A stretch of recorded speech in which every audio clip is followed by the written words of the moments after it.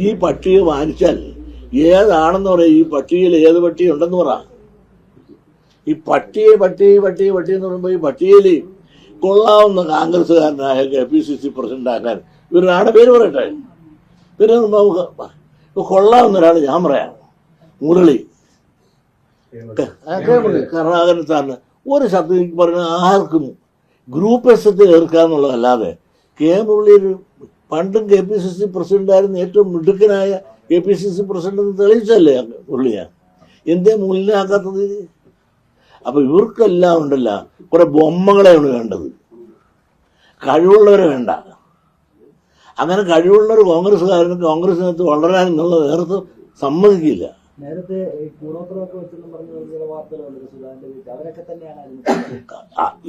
ആരൊക്കെ കൂടോത്രം വയ്ക്കുന്നുണ്ട്. അതല്ലെങ്കിൽ നിങ്ങളൊന്ന് ആലോചിച്ച് നോക്ക്.